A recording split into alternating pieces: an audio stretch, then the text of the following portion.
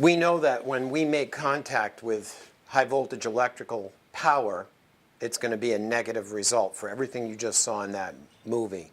So distance is totally your friend. And we got to keep that in mind when we roll to the scene, that you've got to keep your distance. This is the basic construction of a power grid. And this is similar to where it is all over the world. Power is generated. It comes from some source. A coal-fired fossil plant, a nuclear plant, some hydroelectric power. It's all generated in some place. It comes out of that station, gets lifted to a high voltage on transmission lines. That's what you're seeing there, those steel towers, which we see very commonly here in New England and around the United States and on almost every continent. Goes to transmission sub to large customers in a city. It could be a foundry, it could be a automotive assembly plant, it could be some big manufacturer. Then it gets split down to a distribution station and to small buildings and towns, just like we're sitting in right now. This is a transmission tower. You'll have very little involvement with them. They're built ruggedly. They're on rights of ways. They're out of the way. They're guarded by location. They carry the most voltage of any of our transmission conductors, but you won't have much involvement with them. This you will. This is a utility pole, otherwise known to some people as a telephone pole, which it was used to be called. On top of this pole, when you roll to a scene and you see the wire down from the highest point of the pole, that's the primary conductor. Doesn't matter if it's a single-phase primary or if it's 3 wires or bundled construction. That's the highest voltage for that circuit.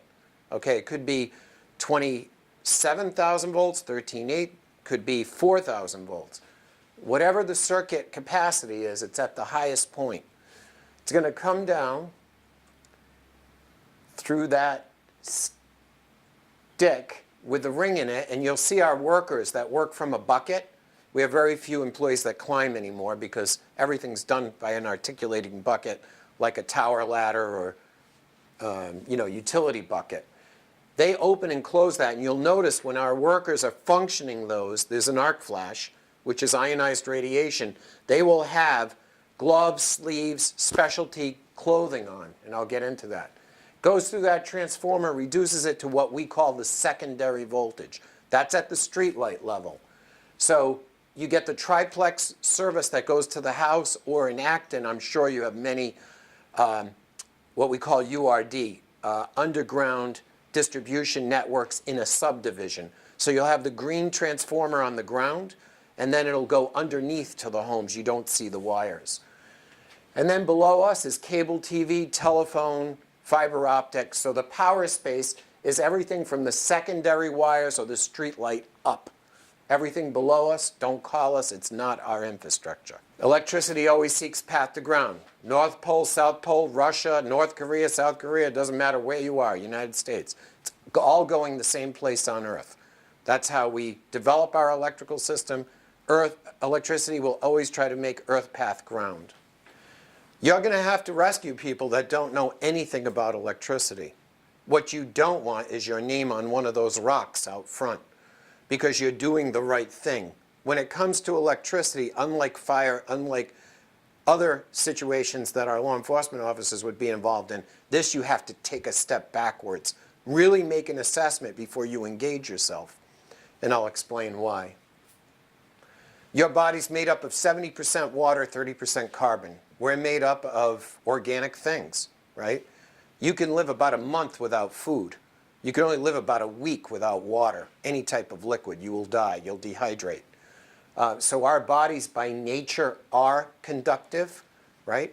And it only takes 18 milliamps to put in the heart into fibrillation tachycardia to stop it, which is about a little light bulb, holiday bulb, not an LED, but the old bulbs. So imagine stepping into 4,000, 13,000, 27,000 volts. Whether you live or die and the amount of damage you're going to get when you do make contact is going to be determinant on many things. Were you sweating under the Kevlar? What was the condition of your service boots as a firefighter? Was it tracking up? Were you standing in a puddle? Was it a low ceiling day? What was the voltage? What was the amperage? What was the ground resistivity? There's so many factors, right? Our equipment is different than apparatus or a police cruiser. It's highly insulated.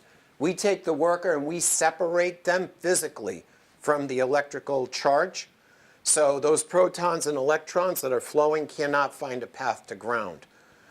Our helmets are self-extinguishing flame-resistant clothing that we wear. All of our rubber goods are tested at the highest level. You've heard the term a Class 1 department. We're a Class 1 utility, which means those rubber goods are tested every 4 weeks instead of every 6 months, which the ASTM requires. So as a result of that, our line professionals every 4 weeks in their lockers have a retested set of rubbers, because even a pinhole leak in those gloves can cause death or serious injury. As a first responder, what are you going to come in contact with? You name it. Wires down, fires, spills, leaks. Anything can happen out there. There's 72,000 miles of conductor that run through Massachusetts, and a lot of it goes right through Acton in this area. We know from the movie that anything is conductive. This tabletop, this floor, that screen, this ceiling at a high enough voltage, it's impossible to contain those protons and electrons. So this is where a lot of our law enforcement partners get tripped up, or firefighters, because electricity is what? Invisible. You can't see it. So unlike fire, which is a chemical reaction, or you actually see a dam breaking and you see the water, there's no way to know. So anything can become conductive when you're out at the scene, especially in a motor vehicle accident. If you're approaching and there's a wire down from a car versus pole, that guardrail, the painted lines, anything on the street, depending on the ground resistivity, can be electrified. You're approaching the scene. You're putting one foot in front of the other, which is how we typically walk. When you put this foot in one ring, and then you put the foot in the other ring, you are then bridging the ground potential. The ground gradient is coming up one leg, going through your chest, which contains your heart, and then it goes down the other leg. So you, in effect, complete that circuit. You become a human wire. As you walk at those voltages, your body's going to go into contraction. It's not like the movies where you see people clutch their chest and they say, you know, I love you, and they fall. You're immediately going to go into contraction. Now you're going to be laying in this ground gradient. Your shoulder will likely be in one potential, and your feet are in another potential. What happens to 70% water and 30% carbon when it's energized like that? You will not sustain it. You will not recover from it. You will not get a second chance. And the worst part about it is when somebody on the apparatus says, hey, Johnny and I worked together for 25 years. Oh my God, I'm godfather to his child. And they grab a pike pole or a piece of rope. At that voltage, it's going to track back and go right down to them. And you're going to have the second victim. That's why distance is your friend. You cannot approach in situations like this. In the past, we've had a lot of theft in our properties, because what are the two most common metallic conductors we use for electricity to transmit it out on the lines? Copper and aluminum, okay? They provide the least resistance, right? We'll go back to 8th grade science, V equals IR. There's the least amount of resistance, so we use them because it allows us to transmit the most. So this thief came in, and this thief knew that he had to get a cutter from a big box store. What he didn't realize is that when he backed into the ground gradient, you'll notice in this room that the lights do not flicker. There's a frequency at which we transmit electricity. Anybody know what it is in the United States? 60 cycles a second, 60 hertz. When you go to Europe and you go on your vacation or your honeymoon, you have to bring a converter, because after we bombed them in the Second World War, they rebuilt their system at 50 hertz. So you need to cycle it down. He backed into this, and in about 25 seconds, he vaporized his body, okay, at that voltage. Why wouldn't you be any different? So 1 second you're going to exist, and the next second you will not. And many, unfortunately, line of service deaths happen by well-meaning law enforcement officers and firefighters that don't know any better. That's why we do what we do and I do what I do. So this doesn't happen. He literally vaporized his body. When you put a log in a fire, what happens when you stare into that fire? What do you see? What do you see? What's happening to the log? It's consuming, right? The gases are coming off of the fuel. He burned all the blood and gases out of his body in less than 30 seconds. And you never know what scene you're going to come across, right? All MVAs are the same, but they're all different. All fires are the same, but they're all different. So you have to exercise extreme caution when you get to the scene. Rule of thumb, you approach the scene. Unlike what you saw in the movie, where they were kicking the conductors, going up to the car, touching the handle, 40 feet away. Are you okay in there? Yeah, we're okay. Stay in there, we're calling the power company. Don't do a thing. Obvious trauma, somebody's in there, arm severed off, pregnant lady, about to have 3 kids. You say, oh my God, I have to save this life. You're going to call on a priority 1 call. Every first response organization in our service territory, every first response organization in the state has a priority program. There's a number in that room behind us or wherever you dispatch that calls this direct line into our emergency management center. It's a huge room, 3 consoles, 24 hours a day, 7 days a week. This is Acton Fire. I'm at the corner of Main Street and Elm Street. Life-saving emergency. We need the power de-energized immediately. They're going to repeat it back on the recorded line. This is Acton Fire. I'm at the corner of Main Street and Elm Street. You need the power de-energized. Stand by. And they'll keep you on the recorded line. And what they're going to do now, we have computer-aided dispatch. I don't know if you have it here. We can see every asset that we have. We know exactly where they are, and we can dispatch them immediately to your scene. And in some cases, not all, by fiber optic, microwave, or telephone line, we can open up these switches and dump the town, which creates another set of problems because everybody on a respirator, every street light is going to go out. But in some situations, we have done that, if it's capable of being done. A level 2 priority would be like a structural fire or a wire blocking a road. And a level 3 is a low priority. That would be like a leaning pole or a wire down in somebody's backyard.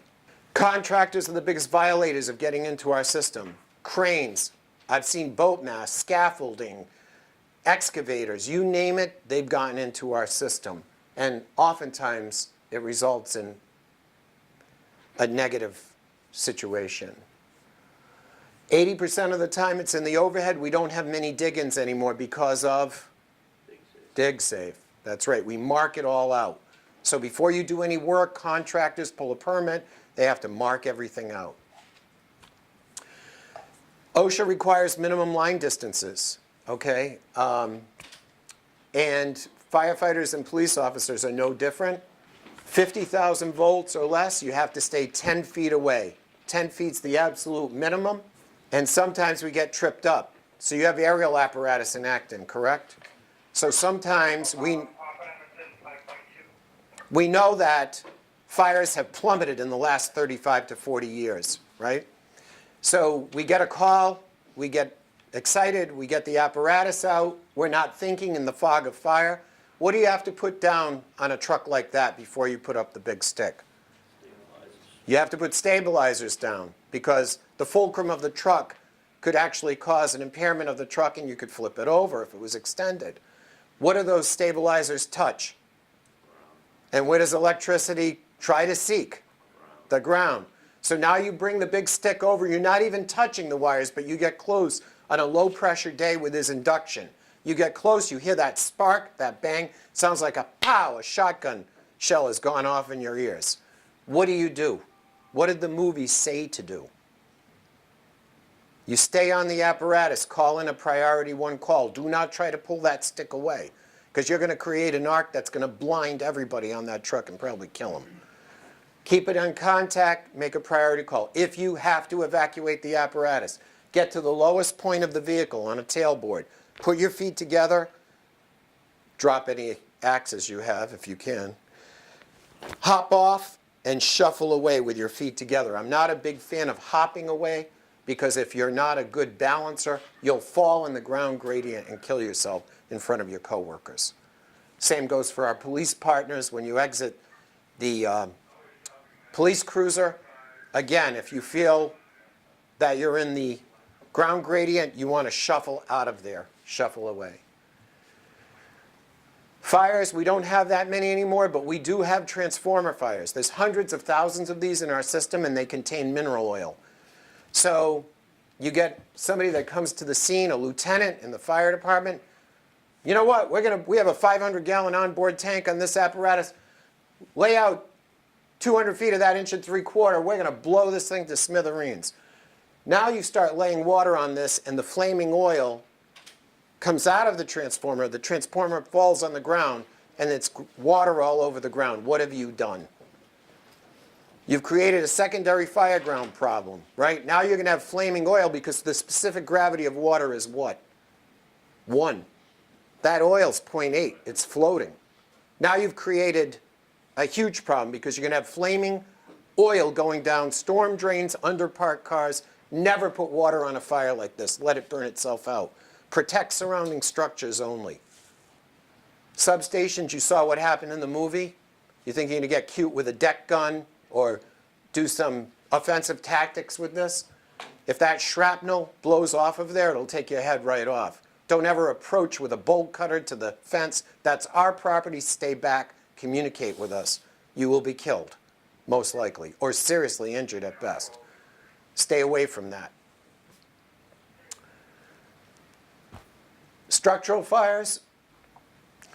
Years ago when I was in the fire service, my lieutenant would say, hey, you, get those bolt cutters, knock off that meter off the house. You don't do anything like that anymore. Fault currents have increased. The smart meters are wired differently. Never touch any of our infrastructure. Step back, communicate with us, and wait. Manholes, if you ever had a manhole fire, manholes are concrete burial vaults in the ground. When you die, you get put in the ground, nothing moves. Nothing moves in those. They're a nuisance. We allow in the big cities, I've trained Boston, Cambridge, we allow them to flood them at a safe distance. It can be done, but you never stand over a manhole. You never park over a manhole. Never, if you ever look in a manhole, you do it from a strategic, tactical distance because there's only one way that energy is going to go, and it's up through that cover. If you've ever seen a manhole cover blow, it can go up 200 to 300 feet. It'll take your head right off. Never look in a manhole, ever. Communicate with us. Even low voltage can cause injury and death. All down wires should be considered energized. You have no idea. It's not like a fire where you can touch a door, smell it, and see it. Anything could become energized or de-energized without you knowing. Watch where you locate the apparatus in vehicles, police officers particularly. You get to the scene, keep the cruiser in a defensive position if you can, because that mechanical system can fail. If one pole fails, it may fail, especially in a wind condition. When you have trees, Acton has a lot of beautiful foliage here. That's the enemy of the utility, obviously, and of you, because as those fall, they fall on you. Bring those wires down. Don't cut wires, pull meters. Don't ever enter our infrastructure. Use water. Don't use water on any energized circuit. Secure the area and contact us. Make us the very first call. The sooner you call us, when you believe there's an involvement like this, the faster we can respond. The end.